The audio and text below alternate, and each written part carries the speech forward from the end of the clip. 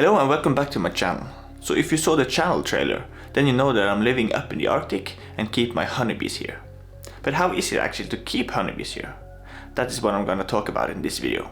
I'm gonna take you with me through the months of the season. There's one important thing that I need to address about beekeeping here in the Arctic. And that is that we don't have any pesticides or diseases. That means there's no varroa mites, no AFB, EFB, chalk brood, nothing.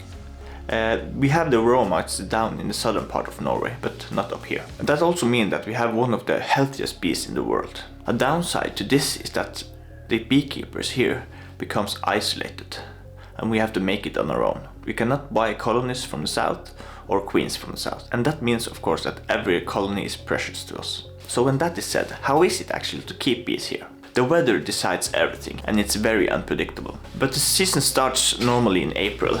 Then the bees have their first cleansing flight of the year. They have been inside their hives for 6 to 7 months, so they are ready to take the cleansing flight. The first I do in the bee yard in the spring is to change the bottom board. I remove every bottom board of every hive and replace it with a new one, because all the bottom board is full of dead bees and junk, and we need to clean that up.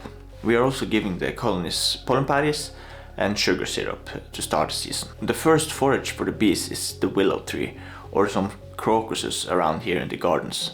If April has some nice days in a row, the willow tree can actually give the bees a really good start to the season. But normally April and the first half of May is cold and a few days above 10 degrees. Here's a picture from the 4th of May 2022. In the second half of May to the middle of June, it's starting to get green, and then we have the dandelion flow. It's yellow everywhere and the bees have a lot to forage on. Our main summer goes from mid-June to late August with an average temperature of 13 degrees.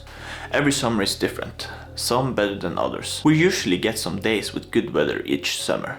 And when I said good weather, I mean sunny, no to little wind, and a temperature between 18 to 23 degrees. Normally the summer is between 10 to 15 degrees. We have two flows here in the Arctic. It's the summer flow and the fall flow. For us to get any summer flow, we need to have weather above the average. So the summer flow is almost non-existent. Our main flow is the fall flow, which is the heather, Calluna vulgaris, and it can actually give a lot of honey, but only if the weather is good enough for the bees to gather it, of course. In early September, we are removing every bit of honey from the hives and starting giving them 2 to 1 sugar syrup as a winter feed.